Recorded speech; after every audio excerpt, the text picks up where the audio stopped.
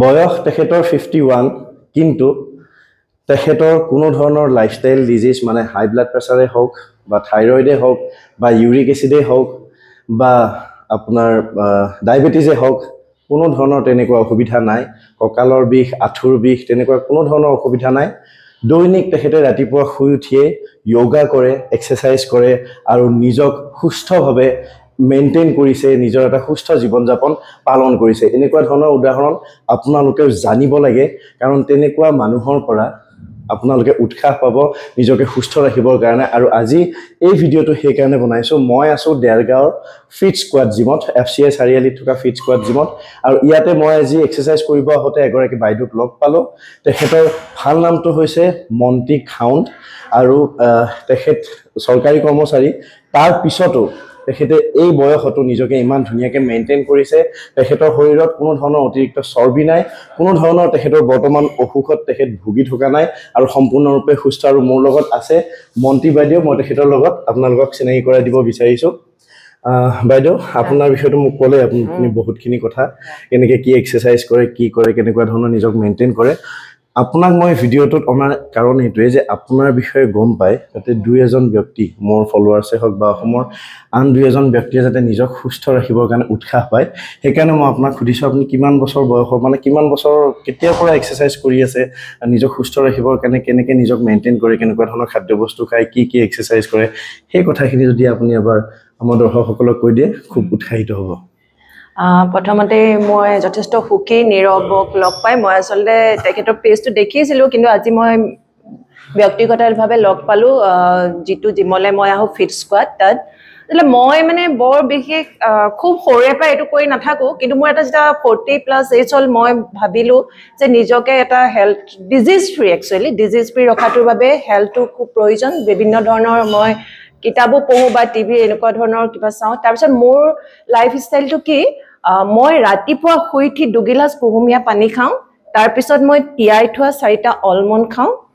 তাৰপিছত মই জিমলৈ গুচি আহোঁ ফিট স্কোৱাড জিম দেৰগাঁৱত মই ইয়াত জইন কৰিছোঁ মই যোৱা বছৰৰ পৰা বহুত বেছি হোৱা নাই তাৰপিছত মই ইয়াত এক্সাৰসাইজ কৰোঁ আৰু মোৰ টিচাৰ ভাস্কৰ তেখেতে টিচাৰ হয় তেখেতে মোক ট্ৰেইন কৰিছে আৰু যিখিনি তাৰপিছত মই মোৰ ৰেগুলাৰ অকমান ব্ৰেকফাষ্ট কৰি জিম কৰাৰ মাজতে মই পানীও খাই থাকোঁ আৰু গজালি ওলোৱা মই মগু খাই থাকোঁ তাৰপিছত মই স্কুল যাওঁ মই এখন ব্যক্তিগত বিদ্যালয়ত চাকৰি কৰোঁ আৰু চাকৰি কৰি আহি মেলি মই আকৌ পিছবেলা 1 ঘণ্টা য়োগা কৰোঁ য়োগা কৰি তাৰপিছত কিন্তু মই গধূলি 7টাৰ আগতে মোৰ ডিনাৰটো খাওঁ ভাতটো খাওঁ তাৰপিছত মই আৰু একো নাখাওঁ তেনেকেই মই কৰি আছোঁ আৰু ইয়াত মই মোৰ তেনেকুৱা কোনো ধৰণৰ হেল্থ ইস্যু নাই ডায়াবেটিছ হোৱা আগৰ পৰাও নাই যদিও মই জিমলৈ আহিছোঁ বা এক্সাৰসাইজখিনি কৰিছোঁ এইকাৰণে কৰিছোঁ যাতে ভৱিষ্যতে মোৰ যাতে এনেকুৱা ধৰণৰ কোনো সমস্যা নহওক ক'ব নোৱাৰো হয়তো হ'বও পাৰে যাতে নহওক তাৰ পৰা হাৰি থাকিবৰ কাৰণে আৰু মই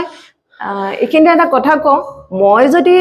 51 years এজত ইয়াত আহিছোঁ তেতিয়া আপোনালোক কিয় আহিব নোৱাৰিব এজৰ ইয়াত কোনো মেটাৰ নকৰে সকলো বয়সতে আপোনালোকে আহিব পাৰিব আৰু এই ক্ষেত্ৰত মোক খুব ভালকে কোঅপাৰেট কৰে এই জিমত কৰে মোৰ জিমৰ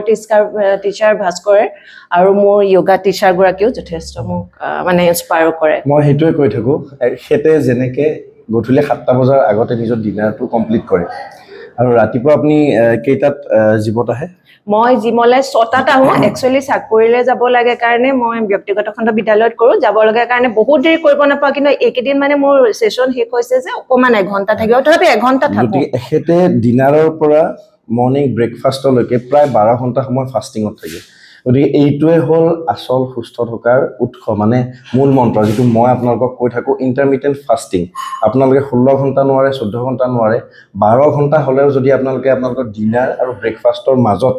এটা গ্যাপ ৰাখে তেনেহ'লে সেই ফাষ্টিংটোৱে আপোনালোকৰ শৰীৰত কেনেকুৱা ধৰণৰ উপকাৰ কৰিব আপোনালোকে নিজেও গম নাপাব উদাহৰণ আপোনাৰ সন্মুখতে আছে এইটো বয়সতো যদি তেখেতৰ কোনো ধৰণৰ কঁকালৰ বিষ নাই আঁঠুৰ বিষ নাই কোনো ধৰণৰ লাইফষ্টাইল ডিজিজ যেনেকৈ ডায়েবেটিছ হওক থাইৰয়েড হওক PCOD হওক এনেকুৱা নাই তেনেহ'লে আপোনালোকক আৰু মই বিশেষভাৱে বা বেলেগভাৱে আপোনালোকক বুজাব নালাগে এইটোৱে হ'ল মূল মন্ত্ৰ সুস্থ থকাৰ আপোনালোকে ডিনাৰৰ পৰা ব্ৰেকফাষ্টলৈকে মিনিমাম 12 ঘণ্টাৰ গ্যাপ এটা ৰাখক দৈনিক এক্সাৰসাইজ কৰক বেছি সময় নালাগে 1 ঘণ্টা নোৱাৰিলেও আধা ঘণ্টা 20 মিনিট সময় হ'লেও নিজৰ শৰীৰটোক দিয়ক আৰু তেনেকৈ সুস্থ থাকিব লাগিব সুস্থ থাকিবৰ কাৰণে কোনো ধৰণৰ ডায়েট আপোনালোকে হেভি ডায়েট ফ'ল' কৰাৰ দৰকাৰ নাই মই নিজে এজন নিউট্ৰিচনিষ্ট হয় তথাপিতো মই নকওঁ যে আপোনালোকে ডায়েট প্লেন লওক কোনো ধৰণৰ ডায়েট প্লেন ফ'ল' কৰাৰ দৰকাৰ নাই সৰু কিছুমান যেনেকৈ বাইদেৱে কৰি আছে সৰু কিছুমান মই আৰু এটা কথা কিন্তু কওঁ মই হেৰি ৰিফাইন ময়দা চেনি একেবাৰে নাখাওঁ মোৰ যে চুগাৰ আছে সেনেকুৱা কথা নহয় মই মোৰ 48 ইয়াৰ্ছৰ পৰা আফটাৰ 45 ইয়াৰ্ছ মোৰ যেতিয়া হ'ল তেতিয়া মই চুগাৰ টোটেলি বন্ধ কৰি দিলোঁ নিজৰ ফালৰ পৰা বন্ধ কৰি দিছোঁ আৰু ৰিফাইন আৰু ময়দা একেবাৰে নাখাওঁ সেইটোৱে এইখিনি বস্তুৱে যদি আপোনালোকে মেইনটেইন কৰে তেনেহ'লে আপোনালোকৰ শৰীৰত অতিৰিক্ত চৰ্বি কমাৰ লগতে নিজকে সুস্থ ৰাখিব পাৰিব